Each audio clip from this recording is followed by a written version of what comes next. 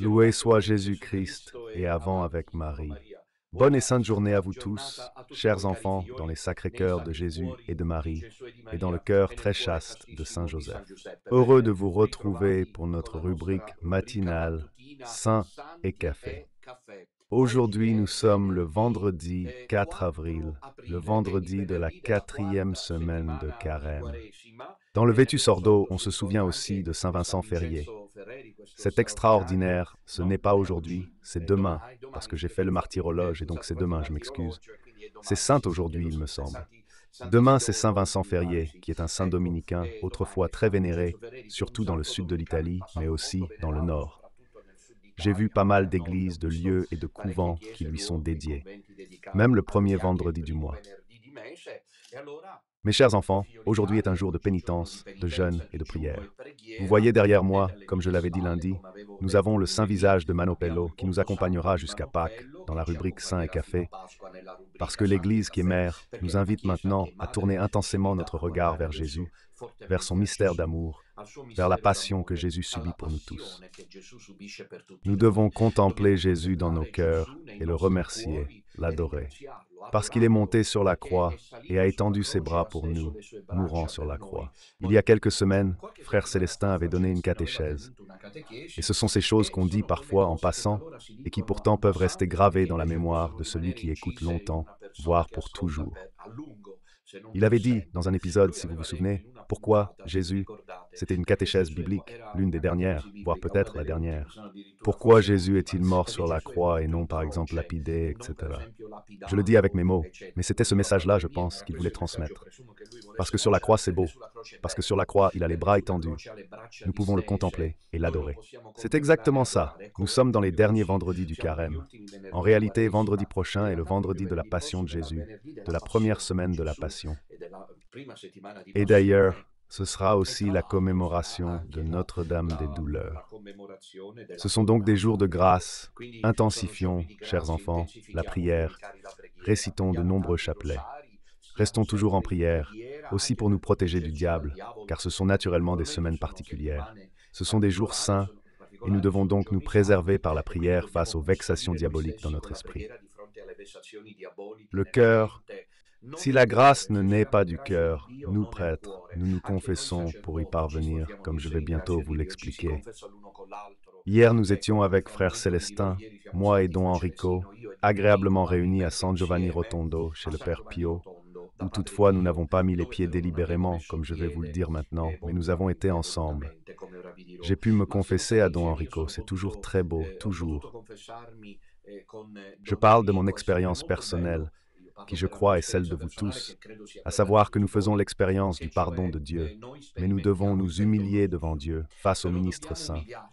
Nous ne devons pas tourner autour de nos péchés, de nos limites pécheresses. Les miens sont apparemment voyants, il n'y a que moi. Avec le péché originel, apparemment dans l'Église catholique, je suis toujours désigné comme le pire. C'est probablement vrai, mais quand je vais me confesser, je ressens l'étreinte de Dieu qui me donne une nouvelle force. On sent vraiment que les forces du mal sont dérangées par le sacrement de la confession. Peut-être plus que par la messe, je ne sais pas. Ce n'est pas quelque chose que je peux vous dire avec certitude, je ne me sens pas de l'affirmer avec assurance, mais il me semble que le démon est plus en colère quand on voit les confessionnaux pleins.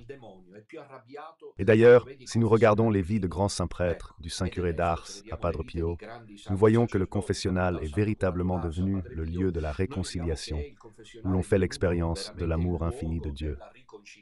Et c'est une expérience que vivent non seulement nous les prêtres, mais aussi le petit reste. Les confrères peuvent en témoigner, certains plus que d'autres, probablement surtout frère Célestin, qui est particulièrement chargé de ce ministère de la réconciliation, de personnes qui viennent se confesser après 20 ou 30 ans. Il suffit d'une catéchèse de don Minutella, parfois sans qu'ils s'en rendent compte, d'une réflexion de frère Célestin, d'une considération de don Enrico, et ainsi de suite. Et ceux-là se convertissent et viennent se confesser. Merveilleux. Ce sont les derniers jours de la Semaine Sainte et de pardon, je me suis distrait moi aussi. Ce sont les derniers jours du chemin pénitentiel du Carême. Alors intensifions la prière, la pénitence, le renoncement, et que chacun de nous travaille là où il est le plus faible, avec la grâce de Dieu. Aujourd'hui est un jour évidemment d'abstinence de viande, de jeûne, de pénitence et de prière. À 17 heures, il y aura le pieux exercice du chemin de croix animé par nos séminaristes. Voici la publication à 17 heures depuis le séminaire Saint-Curé d'Ars. Et puis ce soir, à 21 heures, il y a la prière des pionniers du rosaire avec les familles. Aujourd'hui, une famille de Sardaigne se connectera. C'est très beau ce rendez-vous du vendredi soir à 21 heures. De nous retrouver ensemble pour prier, car il y en a grandement besoin.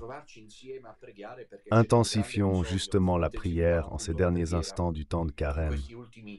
Donc à 21 heures, nous nous retrouvons pour ce moment de foi et de prière. Hier soir, il y a eu une catéchèse. Je vous avais dit qu'il était utile de l'écouter. Merci à vous. J'ai reçu des réflexions intéressantes. Une catéchèse importante que vous pouvez retrouver. Si vous ne l'avez pas écoutée, vous pouvez la retrouver. Sur la playlist de Radio Dominutella Nostra, c'est celui-là, La marque de la bête, le 666. Je n'ai pas fini, mais loin d'être une limite, c'est une ressource. Nous approfondirons donc très probablement le nombre 666. Jeudi prochain donc. Nous avons cependant beaucoup réfléchi au thème de la marque de la bête, à ses actualisations, à ses significations, à ses répercussions, pour ceux qui ne l'auraient pas écouté du petit. Je suggérerais quand même de le faire, car c'est une catéchèse intéressante. Le livre La Symphonie de l'Agneau, comme tous mes autres livres, j'en ai écrit plus de 20, est toujours disponible en appelant le secrétariat de Radio Domina Nostra. Voici la Symphonie de l'Agneau. Les obtenir aux rencontres de prière. Aujourd'hui, c'est vendredi 4 avril, 4e semaine de carême. Samedi, dimanche et lundi. Demain, samedi 5 avril, nous serons à Bari. Voici un appel adressé à tous les fidèles du petit reste des Pouilles. Ne manquez pas ce rendez-vous. Le voilà, regardez cette belle photo, parce que nous serons tous les trois, Celestino, Don Enrico et moi-même, à l'Hôtel Majesty. À 16h30, il y aura une bonne possibilité de confession. Le rosaire, la consécration à la Vierge, un mot d'introduction de ma part, la messe, et puis après la messe, les salutations finales. S'il reste quelques minutes, mais c'est désormais assez difficile vu le rythme que nous avons, un moment d'adoration aussi. Je vous informe que demain soir, en raison du fait que la salle doit être libérée à l'heure prévue, la catéchèse ne sera pas retransmise depuis le lieu de la rencontre de prière. Mais moi je serai déjà d'ailleurs un peu en voyage. Je m'arrêterai là où je logerai, puis dimanche je vous retrouverai, parce que demain soir, aujourd'hui c'est vendredi, c'est donc le dernier jour de Saint et Café demain matin. Il n'y en a pas. Donc je vous rappelle que demain, il y a le 5e épisode du cycle de catéchèse Petits et grands héros de la foi, dédié à Manuel Fodera. Le guerrier de la lumière ne manque pas. À ce moment-là, vous avez une belle photo à la fois ordinaire et extraordinaire. Le petit Manuel, désormais presque exsangue, un petit squelette. C'était peut-être là la dernière période de sa vie. Sûrement, massacré par la chimiothérapie. Et là, nous voyons à ses côtés les grands-parents, les proches, peut-être pas les paternels et maternels ensemble. Voici le petit Manuel Fodera, un enfant ordinaire, normal, en qui pourtant Dieu a réalisé une histoire merveilleuse, à coups de ciseaux, comme disait Padre Pio, à coups de ciseaux, parce que les fleurs, chers amis, la sainte, c'est celle-là. Mettez-vous bien ça dans la tête, vous voulez aller au paradis. Portez la croix. Voulez-vous aller au ciel? Aimez la croix, ne fuyez pas l'épreuve et la souffrance. Ne vous désespérez pas, ne vous découragez pas, car c'est seulement en embrassant la croix. Nous obtenons des grâces pour nous et pour ceux qui sont à nos côtés. Donc demain soir, il y a cette piété. Dimanche 6 avril, nous sommes à Lamezia Terme, en Calabre. Courage, petit reste de la Calabre. C'est l'une des rencontres de plus en plus rares en Italie, celle en Calabre. Un peu en Calabre, dernièrement aussi un peu en Sardaigne. On reste toujours en nombre assez restreint, mais il se peut que cette fois, la Calabre pourrait nous surprendre. Et donc peut-être que de nombreux fidèles viendront, aussi parce que nous sommes à la veille de Pâques, ce qui permet de se confesser et d'assister à la Sainte Messe en recevant la Sainte Communion, dimanche à 16h30 à Menzia Terma, au Grand Hôtel. Et enfin lundi, le dernier rendez-vous désormais incontournable, la dernière étape. Chaque fois comme les papes rentraient à Rome, maintenant les ennemis, alors le pape, moi je le fais exprès. Comme le pape, ce matin j'ai vu une très belle vidéo. Puis je vous dirai pourquoi, à propos de Paul VI qui rentrait de Bogota en Colombie à la suite du Congrès eucharistique international de 1968. Il rentrait à Fiumicino en 68. C'est émouvant de voir l'affection des fidèles qui ne sont plus là. À l'aéroport, des sœurs, des frères, des prêtres, des évêques, et puis surtout le peuple saint de Dieu. Et l'idée d'un Paul VI froid, en tout cas, a aussi été créée par les médias, pour éloigner les gens de lui, comme ils l'ont fait avec Ratzinger. Il est évident qu'avec Jean-Paul II, c'était impossible. Pourtant, les médias, aux mains de la franc-maçonnerie, examinent ce sujet pour frapper là où il faiblit. Ils ont attaqué Jean-Paul II, au contraire, en raison de son charisme exceptionnel. Mais revenons à Paul VI. Les gens, moi j'ai vu et je vois qu'il l'aimait bien, je dois vous dire une chose. En regardant les images de Paul VI, je réalise qu'il était un homme de Dieu. Ce n'est pas étonnant que Padre Pio l'affectionnait. Oui, déjà lorsqu'il était archevêque de Milan, Padre Pio avait beaucoup d'affection pour Paul VI. Pensez un peu, maintenant je vais vous en parler. Aujourd'hui je parle de cela, dans un instant. Mais c'est déjà un avant-goût, ce livre à moi ici, qui est l'un de ceux auxquels je tiens énormément, Padre Pio, homme de Dieu. Il s'agit d'une reconstitution biographique et théologique du message de Padre Pio. Imaginez que j'ai pu relancer un scoop qui était passé inaperçu, révélé par l'un des premiers biographes de Padre Pio, à savoir qu'en février 1968, tout était prêt. Février 1968. Padre Pio est encore en vie, car Paul VI avait décidé de le rejoindre en hélicoptère de Rome à San Giovanni Rotondo pour le rencontrer, pour le bénir, parce qu'il savait que c'était désormais les derniers temps de la vie de Padre Pio. Puis finalement, cela ne s'est pas fait. Parce que je vous parlais de Paul VI, en raison du fait qu'il était revenu, je ne me souviens plus. La raison, en tout cas, c'était pour vous dire, mes chers enfants, qu'il était justement revenu et qu'il avait reçu un accueil extraordinaire. J'avais fait la blague en disant que c'était mon retour, lui a dit quelque chose de très beau. Paolo VI, voilà que le pape a dit, lui il parcourt désormais le monde, mais sa maison c'est Rome. Voici un minuscule Paul VI à peine visible, ayez de la patience, nous les traitons comme ça. Les papes. Alors enfin, je vous rappelle de soutenir le projet de Radio Domina Nostra, car il n'y a pas seulement Radio Domina Nostra, il y a le séminaire, il y a toutes les activités que nous menons. Ne nous laissez pas tomber, ne nous abandonnez pas pendant le temps de Pâques. Voilà l'IBAN, le compte courant postal, le PayPal. Aidez-nous, car il y a toujours un grand besoin. Ensuite, je vous dirai après Pâques ce que j'ai décidé. En ce qui concerne Trebaseleghe, aucune contribution spécifique n'arrive. Consistent. Nous sommes toujours, grâce à Dieu, à disposer de miettes. Mais toutes les miettes, ne vous y trompez pas, ça fait du pain. Mais ici, il manque une vraie miche de pain, selon les critères, parce que nous avons tout sur le dos. Donc là, il faut toujours être très prudent avec ceux qui disent « Pour Trebaseleghe, on s'en occupe ». Nous assumons la charge de payer les frais des travaux. Ce serait un miracle qui, à mon avis, est en train de se produire maintenant pour narguer tous nos ennemis. C'est-à-dire un don de la part de ceux qui disent « Nous nous en occupons, mon père ». Il y a aussi des gens qui veulent le faire sans le dire, mais il faut que cela se fasse, même si l'on ne veut pas que cela se sache. Personne ne le fait, et je suis désemparé face à Trebaseleghe. Quel dommage, c'est une belle réalité. Sainte et Café, ils ont fait une Gay Pride à Trebaseleghe, alors qu'il y a 3 pelés et un tondu. N'oublions pas. Pourquoi donc? Frère Célestin m'en a parlé, car je suis plutôt conspirationniste. Par nature, il est beaucoup moins. Vous savez, on a crevé l'autre jour, ça m'est resté en tête, j'y pensais ce matin. Si frère Célestin ne lui dit jamais cela, c'est qu'il pèse bien ses mots, dit-il. Mais en effet, on perce un peu trop. Souvent, on perce un peu trop. Souvent. Tu sais, ce gars-là, quand il a dit ça, il a parlé de Trebaseleghe. Mais comme par hasard, dans un village aussi petit, ils vont faire la Gay Pride à Trebaseleghe.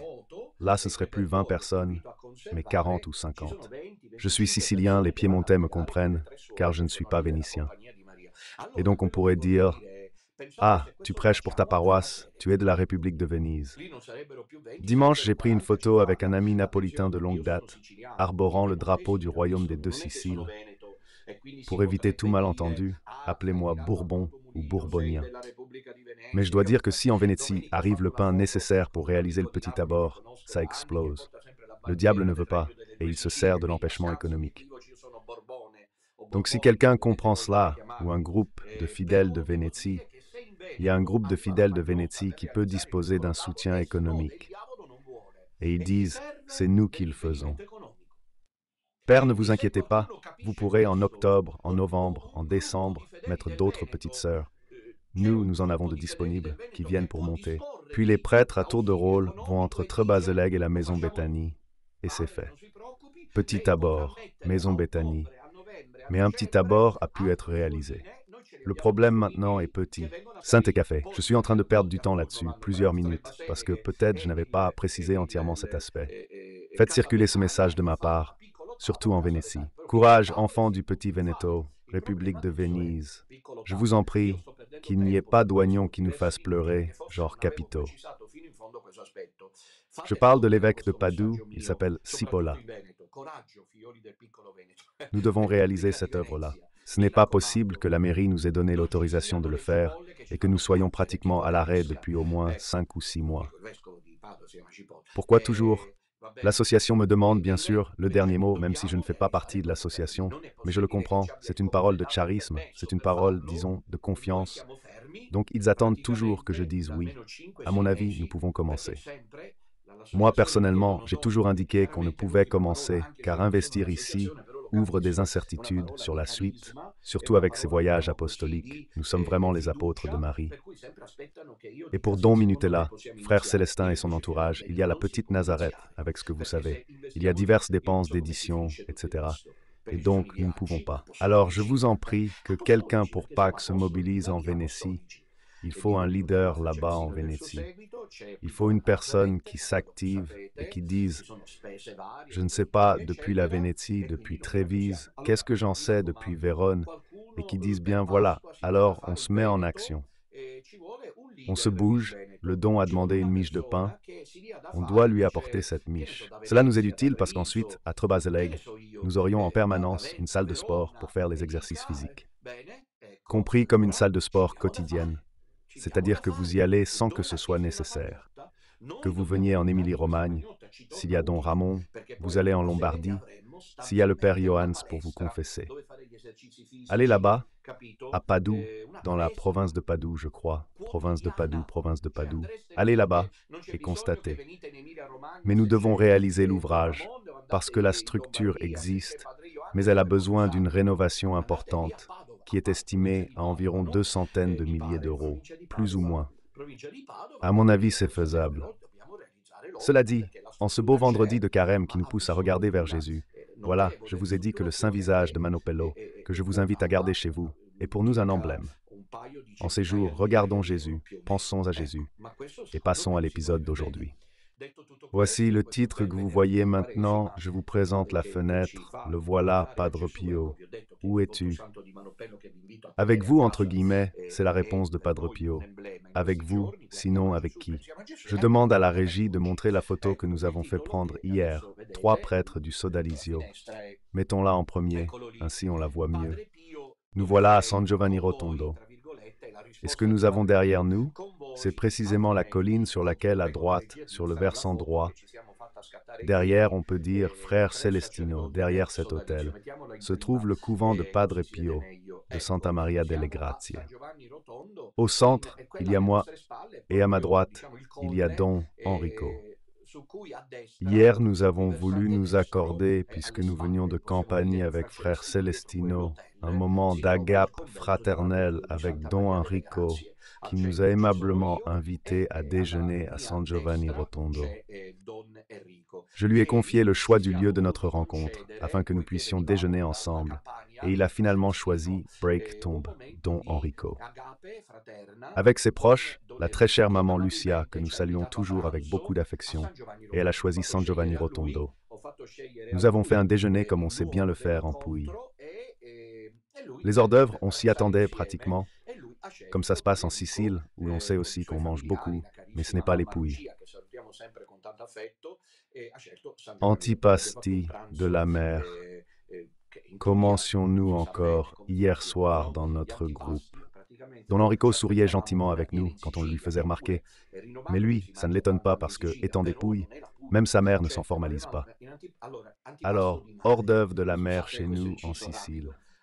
Ça veut dire qu'on t'apporte une assiette, je sais pas moi, avec un peu de salade de fruits de mer, 2 ou 3 palourdes, je sais pas, un peu de poisson mariné, du saumon, etc. Non, ampouille, c'est autrement.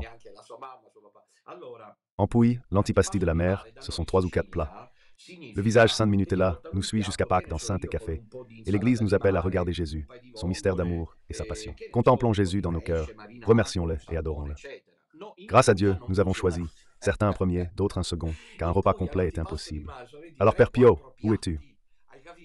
Avec vous?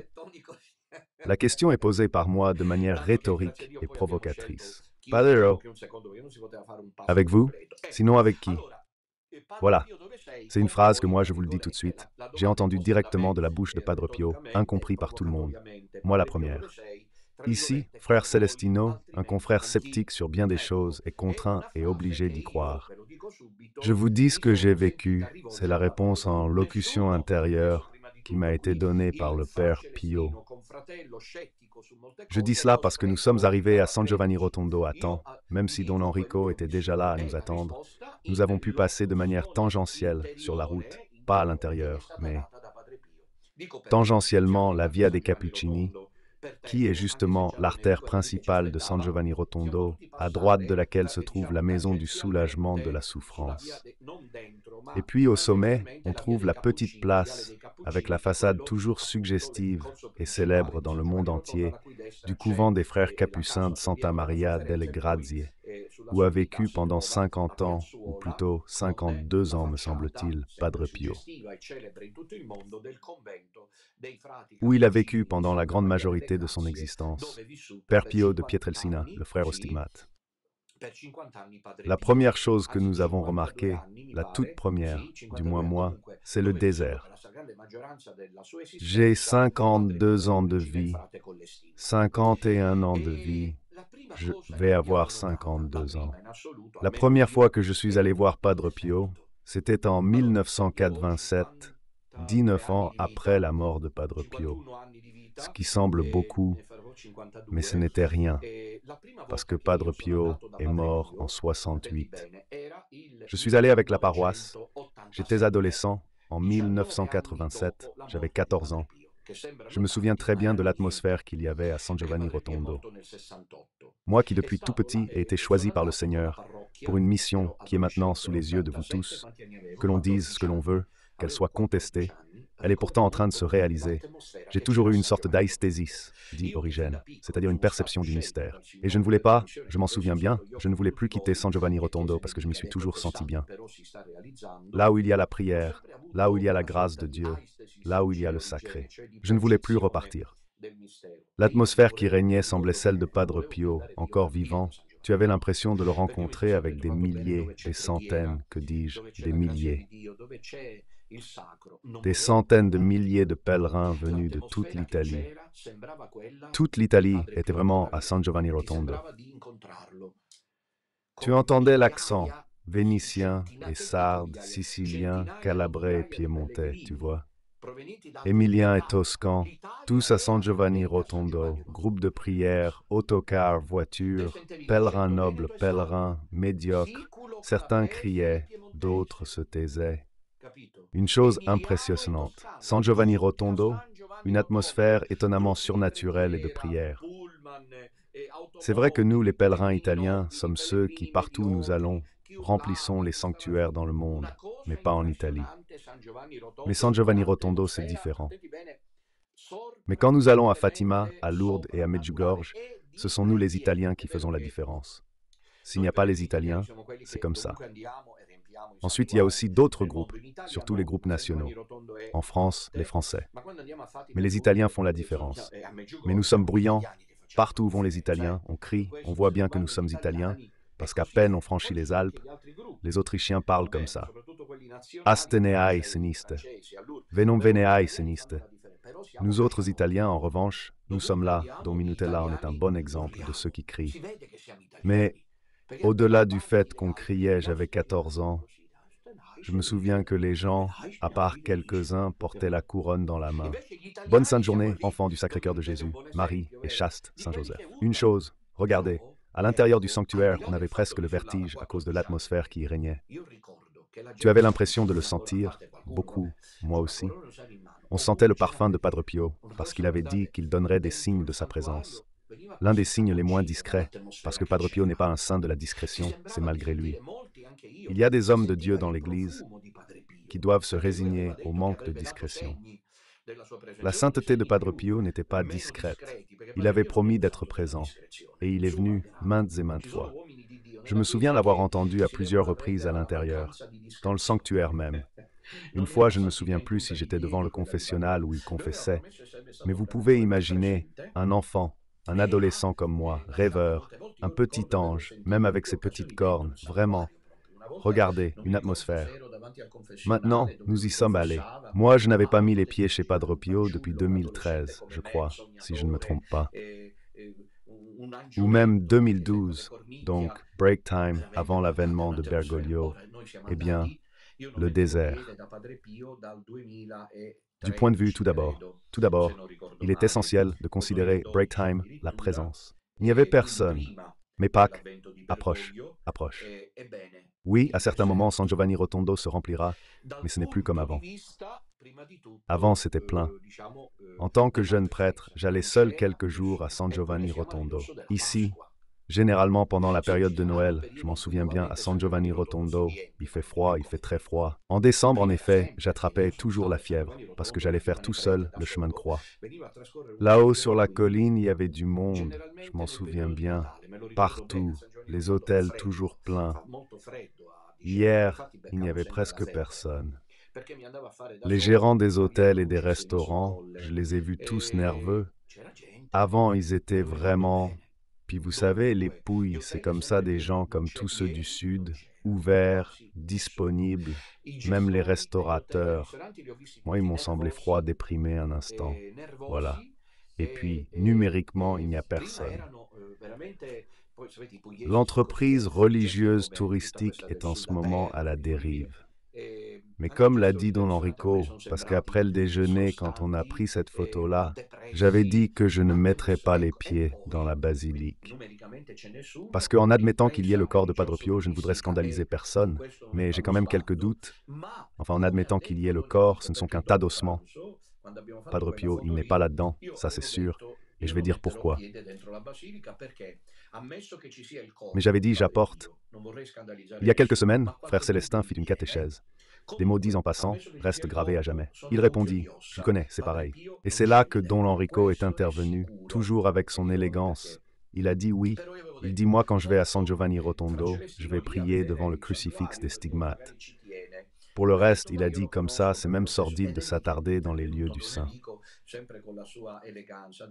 Et à ce propos, je voudrais vous dire que les frères, avec l'argent des fidèles, ce n'est pas une polémique, arrivent donc. Ils ont demandé au Père, je ne sais pas si vous le connaissez, ce saint homme de Père, Rupnik, de revêtir le nouveau sanctuaire avec des mosaïques. Ces mosaïques, comme le Père Rupnik est, comme vous le savez, représentent en réalité un violeur en série de femmes consacrées, et cela de façon particulièrement choquante.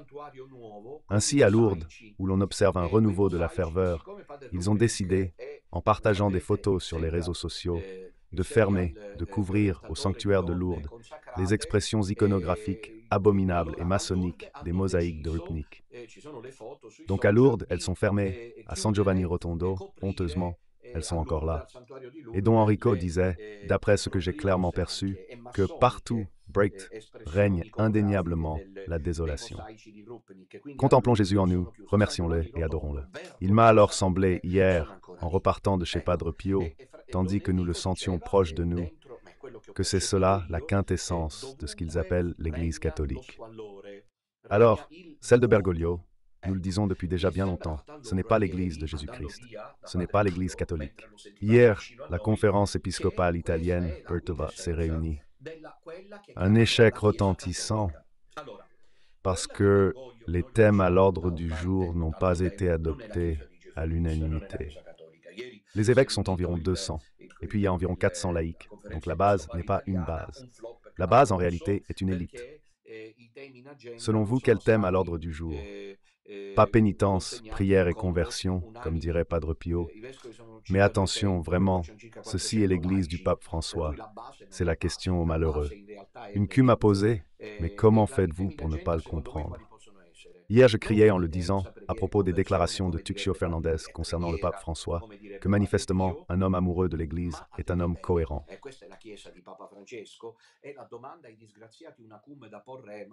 Comme lundi, le visage saint de Minutella nous suivra en sainte et café jusqu'à Pâques. L'Église nous incite à regarder Jésus, son mystère d'amour et sa passion. Contemplons Jésus, remercions-le, adorons-le. Intégration du monde gay. Mais combien sont-ils ces homosexuels qui demandent la bénédiction? C'est une urgence. Compris les femmes à l'autel. Mais combien sont-elles, les femmes? Moi, voyez-vous, peut-être que c'est parce que désormais toutes les filles du petit reste connaissent ma pensée, donc peut-être qu'elles ne se montrent pas. Mais je dois dire que je trouve des femmes sérieuses dans le petit reste, et je suis sûr qu'aucune d'elles ne voudrait jamais aller à l'autel en étant en faute. Transversale, comme une diaconesse ou même une prêtresse célébrant la messe. Ici, dans les Pouilles, par exemple, je crois à Tarente, un curé, avec la permission probablement de l'évêque, a autorisé une femme à faire l'homélie, à prononcer l'homélie pendant la messe dominicale, tu comprends? Et tout le monde était content, tout le monde. C'est une folie générale. Padre Pio, Dieu avec l'Église. Je le lui ai demandé, angoissé, à la lumière de... Le désert de monde à San Giovanni Rotondo, c'était la première fois que ça arrivait. Moi, ça me donne presque envie de pleurer. Un pays comme tant d'autres. San Giovanni Rotondo, jamais je n'avais mis les pieds dans cette imposture. Bergoglio. Parce que les frères franciscains sont vraiment la phalange armée de Bergoglio avec lui. Saint François écolo, voire gay-friendly. Sainte Claire prouve le contraire. Alors moi je dis ceci, j'ai demandé à Padre Pio, angoissé dans mon cœur. Chacun de nous a un Sinaï dans le cœur. Si tu t'efforces d'être en grâce de Dieu, autant que tu peux. Parce que le catéchisme de l'Église catholique, en effet, enseigne une chose tragique. Personne n'en a la certitude. En effet, que l'on soit saint ou aspirant, nous devons savoir si notre voie est authentique dès qu'on ressent la souffrance. La crainte qu'en dépit de nos efforts, nous restions sans grâce. Que personne ne se décourage, sinon ici, les scrupuleux vont se donner la mort. Catéchisme et Église le disent.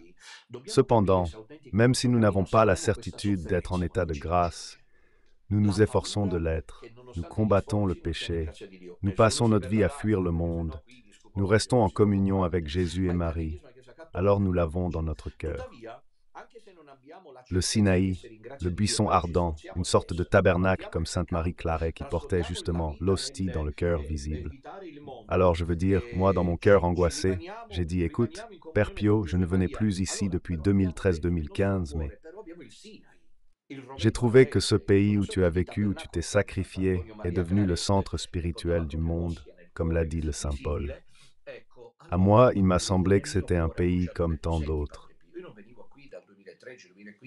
Entre San Giovanni Rotondo et San Marco in Lamis, entre San Giovanni Rotondo et Manfredonia. Hier, pour la première fois, je n'ai rien vu de différent, premièrement.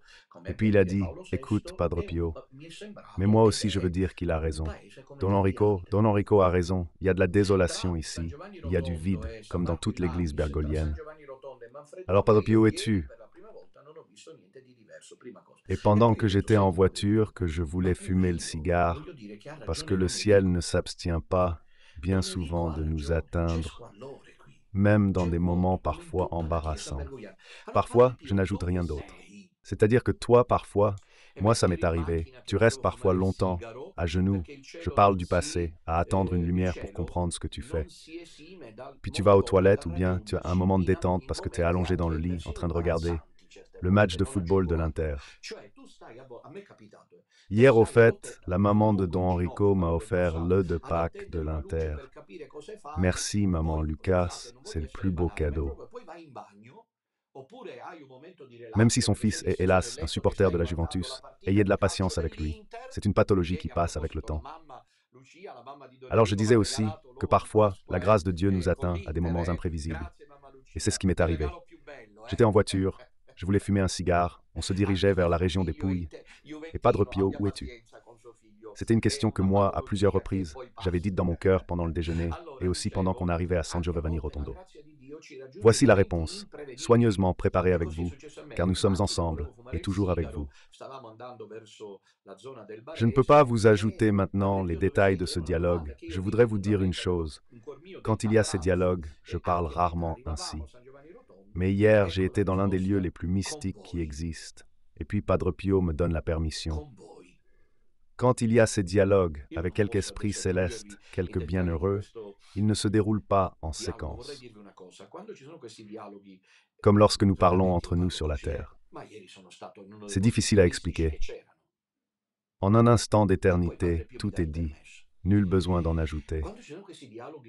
Puis tu dois t'asseoir là pour reconstruire la séquence des choses que tu as dites, ou des choses qu'il t'a dites. La Vierge Marie, ou Jésus, ou Padre Pio, ou les anges. Quel beau discours ce matin, c'est d'ailleurs pour ça qu'on a appelé ça Pâques. Il monta sur la croix, bras tendus pour nous, mourant. Frère Célestin a donné une catéchèse récemment. Des mots, en passant, restent gravés pour toujours. C'est comme une goutte de lumière qui arrive d'un seul coup. Puis c'est à toi d'avoir la patience. J'ai un petit carnet où j'écris, et qui sait, je le déchire. En attendant, j'ai noté quelques idées à la demande. J'ai été, je ne dirais pas par qui, acculé parce que c'était une pénitence. Il y a un frère parmi nous qui fait des choses retentissantes, extraordinaires, de la manière la plus évidente, comme la consécration à la Russie. J'ai tout dit. Et cette chose-là, tu vois, alors ensuite tu dois te mettre et écrire. Mais ce détail, c'était pour vous dire que Padre Pio, ensuite il a dit avec vous, une réponse toute simple, avec vous. Et puis il ajoute, sinon avec qui? Sinon avec qui? C'est-à-dire allons droit au but, puisque nous sommes en conclusion. Imaginez. Je demande aux Unacumes, que dirait le Père Pio aujourd'hui quand on l'oppose à Don Minutella, source de souffrance? Padre Pio, lequel dit, si j'avais été en vie, moi, aujourd'hui je vous raconte des choses, et si par erreur j'avais dû t'inviter à l'obéissance, tu aurais bien fait de continuer à écouter ta conscience. Parce que si ta conscience est limpide dans la conscience de la réalité des choses, tu dois avancer en suivant cette conscience. À moins qu'un pasteur légitime du point de vue tout d'abord de la juridiction, c'est-à-dire un évêque, parce que tu es prêtre, mais un évêque légitime de juridiction, et aussi parce qu'il est évêque catholique. Autrement, tu n'es pas tenu d'obéir. C'est ce qu'enseigne saint Thomas d'Aquin. Donc Padre Pio connaît la théologie et dit que tu aurais dû y aller. Mais moi je pose une question à laquelle personne ne répond, surtout pas les traditionalistes, d'un autre point de vue. Pourquoi que font les traditionalistes? Ils n'acceptent pas Bergoglio, mais en réalité ils n'acceptent aucun des papes depuis le Concile. Il y a un poste honteux, selon moi vraiment honteux, du professeur Martino Mora, que j'estime par ailleurs parce que j'aime sa vision de la situation politique mondiale, j'aime ce qu'il dit. Dommage qu'il ait le baculus du traditionnalisme quasi sédévacantiste. Donc à l'anniversaire de Jean-Paul II, allez voir ce qu'il a écrit sur Wojtyła. Alors c'est vrai ou pas? Il y a quelques semaines, frère Célestin catéché, paroles éternelles. Pio, était-il obéissant au pontife? Je voudrais demander aux traditionalistes, est-ce peu de choses que Padre Pio ait été obéissant à tous les pontifes du poste? Le concile jusqu'à Paul VI mort avec lui. Dans le Vetus Ordo, Saint Vincent Ferrier se fête demain, et non aujourd'hui, où c'est une sainte. Jadis dominicain vénéré en Italie, il compte de nombreux édifices à son honneur, même le premier vendredi du mois. Que disent-ils? Regardez derrière moi, comme dit lundi. Le visage saint de Minutella nous suivra jusqu'à Pâques dans Sainte et Café.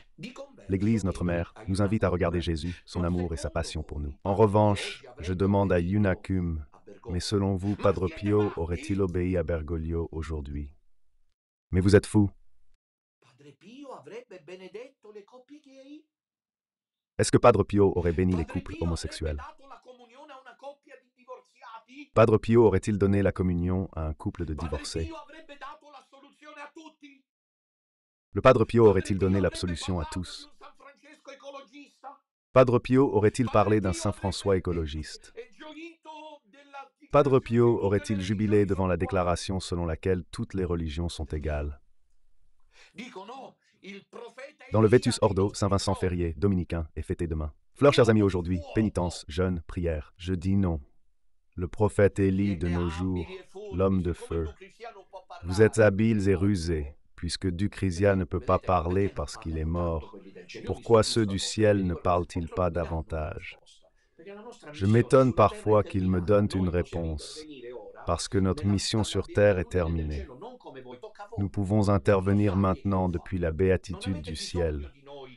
Pas comme vous, c'est à vous d'agir. Et Dieu sait qui le fait. Vous n'avez pas besoin de nous du point de vista d'une présence supplémentaire. Je ne sais pas si je peux le dire parce que quand il parle du ciel, c'est dur à retranscrire. Padre Pio dit, « Mon fils, tu dois vraiment faire ta part. Depuis le ciel, je fais ce que je peux, car sur terre, j'ai fait ma part.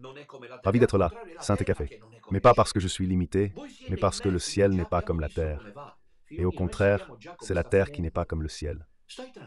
Vous êtes introduit, c'est déjà vu. Mon fils, nous connaissons la fin. Reste tranquille. N'attends pas que j'intervienne, parce que Dieu a déjà tout établi. Il y a quelques semaines, Frère Célestin donnait sa catéchèse. Un mot en passant peut vivre à jamais dans l'esprit. Attention, disant-il, certains plus, d'autres moins, ils voient. Les saints ne voient pas les futurs possibles tous de la même manière, mais selon le degré du Lumen Gloriae que Dieu accorde, et parfois même pas en fonction de cela. Car il peut y avoir un saint qui est chargé par le ciel d'une mission d'accompagnement pour une œuvre. Et donc Dieu lui révèle des choses qu'un autre saint ne sait peut-être pas. Vendredi 4 avril, semaine 4 du Carême. Dans le Vetus Ordo, Saint Vincent Ferrier, dominicain vénéré, est fêté demain. Alors voudriez-vous que Padre Pio soit avec cette fausse église? Et à ce propos, je voulais vous lire, voilà, je l'ai écrit dans mon livre, je vous renvoie aux approfondissements de tout ce que je suis en train de dire, Padre Pio. Avec qui es-tu? Où es-tu? Oh, vous sinon avec qui? Pourquoi Padre Pio est-il avec nous? Pourquoi y a-t-il des clans de supporters? Et non, parce que nous, le petit reste, nous sommes les seuls à ouvertement et sans compromis, break time to Ponsic, nous défendons nos forces sur la foi catholique.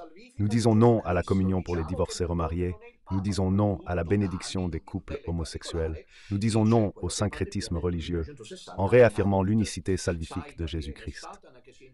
Nous disons que Bergoglio n'est pas le pape, surtout depuis des années, Don Minutella en particulier. Il dit ce que le Padre Pio a dit en 1960 à Don Amorth. Tu sais, Gabriel, Satan s'est glissé dans l'Église et bientôt il dominera une fausse Église. D'une interview, je prends aussi ces éléments de mon livre, accordé en 2011, vous pouvez trouver mes livres, à Père Gabriel Amorth, que je fréquente avec Padre Pio depuis 26 ans.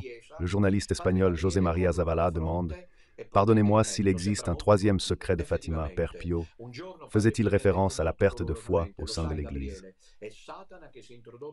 Le Père Gabriel fronce les sourcils et avance le menton, il semble très frappé. Effectivement, un jour, Padre Pio m'a dit avec beaucoup de douleur, « Tu sais, Gabriel, c'est Satan qui s'est introduit dans le sein de l'Église, et dans peu de temps, il viendra gouverner une fausse Église. » Question, mon Dieu, une sorte d'antéchrist, quand l'a-t-il prophétisé? Louez Jésus-Christ en avant Marie. Ça devait être vers 1960, puisque j'étais déjà prêtre à l'époque. Question. Voilà pourquoi Jean XIII a paniqué en révélant le troisième secret de Fatima, pour éviter que les fidèles ne pensent qu'il était un antipape ou autre. Le Père Amorth sourit. Sourire approbation. Question. Padre Pio vous a-t-il parlé d'autres catastrophes naturelles, telles que tremblements, inondations, guerres, épidémies ou famines? A-t-il fait allusion au même fléau prophétisé dans les Saintes Écritures? Réponse. Rien de tout cela ne lui importait. Guerre, tremblement de terre, famine. Terrifiant, sauf la grande apostasie de l'Église. C'est cette question qui l'a vraiment tourmenté. Attention, car le Père Amorth utilisait bien le mot « tourmenté ». Le Père Pio était tourmenté par l'idée qu'une fausse Église puisse naître, comme cela a été révélé par un autre biais à Monseigneur Fulton Sheen. En tout, elle semblera être l'Église catholique. Et en effet, les gens tombent dans le panneau. Le problème, c'est Dominutella, qui désobéit au pape François. Les gens se laissent avoir, ils croient que c'est ça l'Église de Rome et l'Église catholique. Parce qu'en tout, elle semblera être l'Église catholique, alors qu'en réalité, ce sera le corps mystique de l'Antéchrist, etc. Pour conclure, le temps presse, j'aurais voulu en dire plus sur Padre Pio et cette Église. Je vais à la fin de mon livre,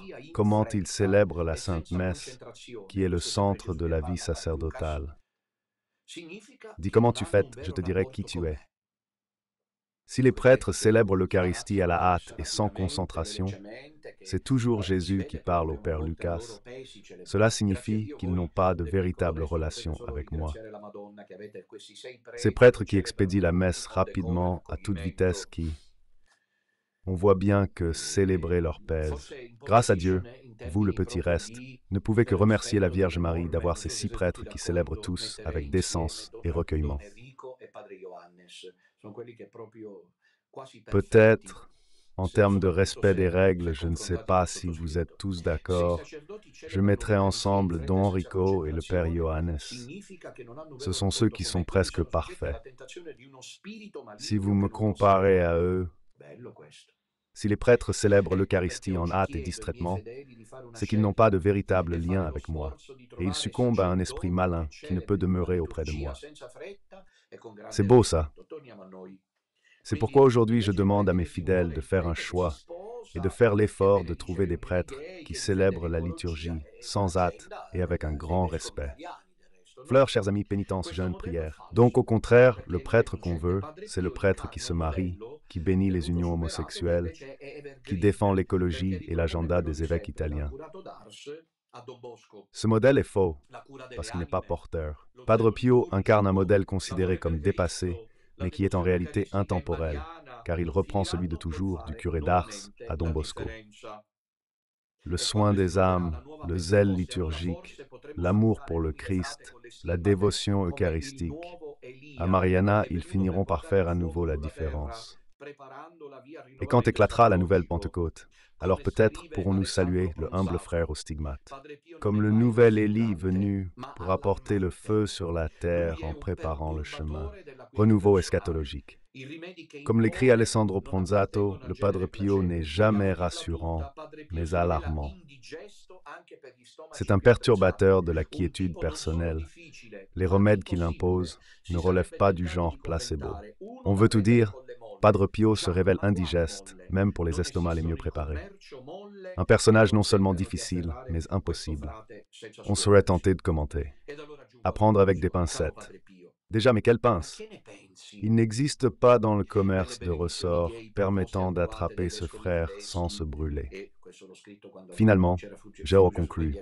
Cher Père Pio, mais qu'en penses-tu?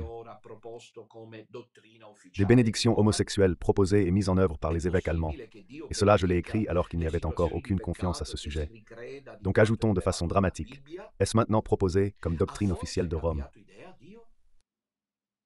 Est-il possible que Dieu bénisse des situations de péché et qu'il renie ce qui est révélé dans la Bible? Aurait-il changé d'avis? Contemplons Jésus, remercions-le, adorons-le. Ton avis, Padre Pio de l'Église de la loi 194.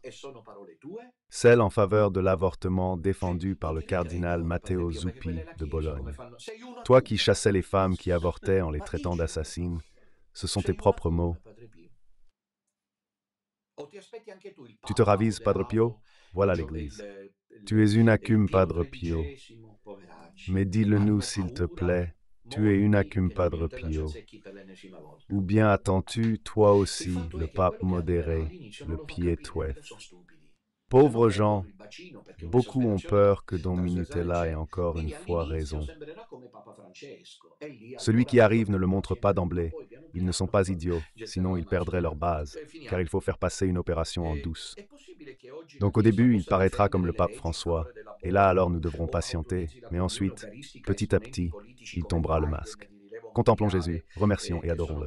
Est-il possible qu'aujourd'hui l'Église puisse défendre les lois en faveur de l'avortement ou autoriser la communion eucharistique à des personnalités politiques comme Biden de renommée mondiale qui sont ouvertement pro-avortement? Est-ce possible? Et puis, mon cher père, aurais-tu approuvé que les églises et les paroisses restent fermées pendant la première vague de ce truc-là? En promouvant aussi cette chose-là? N'a-t-elle pas été l'échec de la foi? Les évêques, devenus peu à peu de froids bureaucrates d'un pouvoir mondain, n'auraient-ils pas dû, à ce moment-là, se tenir proches du peuple, entre masques, restrictions dérisoires, propagande, et cette buximista qui a fini par remplacer l'annonce de l'Évangile? Tu aurais été d'accord avec tout cela? Quel acte d'amour! Quel eau qui, au contraire, est en train de faire mourir en grappe les personnes. Sans parler de la communion dans les mains, de la révision du missel en langue italienne qui introduit l'invocation à la rosée. Tu aurais récité le Notre Père modifié, Padre Pio, totalement infidèle à l'original de l'Évangile. Que se passe-t-il, Père? Même chez toi, à San Giovanni Rotondo, il y a ce vide sordide. Où es-tu? Peut-être ce que tu disais en 1960 à Don Amort, à savoir que Sanutana entrerait dans l'Église et finirait par gouverner l'Église. Est-ce que cela est en train de se réaliser? Pourquoi les Unacum l'ignorent-ils? Ce sont tes dévots. Comment te retiennent-ils dans cette Église? Tu es de notre côté, n'est-ce pas? Parce qu'on nous répète souvent que nous aurions dû obéir comme tu le faisais. Mais toi, aujourd'hui, aurais-tu vraiment obéi à ces lois iniques? Te devons-nous t'imaginer à l'autel de Sainte-Marie des Grâces, bénissant de ta main ensanglantée deux personnes du même sexe? Il a donné sa vie sur la croix, bras ouverts pour nous. Tu n'aurais pas chassé de l'Église l'évêque à vélo et les évêques déguisés en clones? Sans parler du rite idolâtre de la Pachamama au Vatican. Nous en avons beaucoup parlé, nous avons élevé la voix. Tu as vu les évêques comme des fous portés en procession. Père Pio, cet horrible fétiche, comme s'ils étaient en train de vénérer la Vierge. Tu as vu dans les jardins du Vatican? C'est une lettre que j'avais écrite à Padre Pio à la fin de ce livre, tes confrères franciscains prosternés en adoration devant Pachamama, tes frères, ce frère-là. Lui, il était vraiment capucin. Il était capucin. Surtout, as-tu vu que les sorciers sont entrés au Vatican pour faire un rite démoniaque? N'est-ce pas le rite officiel de la fausse Église prophétisée? Et puis, qu'en penses-tu des basiliques italiennes transformées en auberges, avec des évêques en serviteurs apportant des lasagnes au four et des plateaux de pizza, avec les chaussettes des musulmans posées sur les eaux saintes et tourner le dos à l'autel et au tabernacle? As-tu vu, Padre Pio, la messe célébrée en mer, avec le matelas gonflable servant d'autel, le prêtre en maillot de bain, ses fidèles assistants à la messe, tous en maillot, et l'autre rite du prêtre en tenue cycliste, où les hosties volaient sans respect? Tu as vu les prêtres, les clones, les bicyclettes à l'autel, les danses tribales dans les zones sacrées, et les défilés entre balustrades et autels? Tu as vu, Père, comment ils ont forcé Benoît XVI, le vrai pape, à démissionner? Comment a-t-il été traité, attaqué, isolé, pris pour cible, pour qu'il parte? Ce fut le calvaire du vicaire du Christ, et tous l'ont laissé seul. Dis-moi, Père Pio, n'est-ce pas une grâce pour toi de ne pas avoir vécu à notre époque? On dit partout que tu aurais obéi, et nous te le demandons une dernière fois. Padre Pio, est-ce vrai? Tu aurais offert la communion de tes mains ensanglantées aux divorcés remariés. À ceux qui vivent dans une condition de désordre moral objectif et donc cause du soi-disant éloignement, je ne peux pas y croire. Non, Padre Pio, tu ne l'aurais pas fait. Dieu a voulu que tu montes au ciel avant la grande obscurité de la foi. Tu aurais accepté aujourd'hui de bénir les gays à l'autel. Je n'arrive pas à y croire. Et je ne crois pas non plus que tu voulais obéir aveuglément à un supérieur qui, en plus d'être incompétent, est aussi hérétique et apostat. Et alors, cher Père, Pio, aide-nous et ne nous laisse pas seuls. Aide-nous à soutenir notre combat pour la foi. Tu as dit, « Mon réconfort vient de la prière. » Aide-nous à prier, Père Pio, et soutiens-nous jusqu'à ce que cette tempête passe. Mieux encore, prie avec nous, surtout pour que nous puissions tenir jusqu'au bout et ne jamais abandonner. Et alors, Père Pio, où es-tu? Avec vous, sinon avec qui? Contemplons Jésus, louons-le. Je vous rappelle que cet après-midi, à 17h, il y aura le chemin de croix, prié par ces pauvres fous de séminaristes qui ne veulent pas rester dans les séminaires bergoliens et qui ont donc trouvé une enclave catholique, mais pas traditionnaliste, simplement catholique, dans le séminaire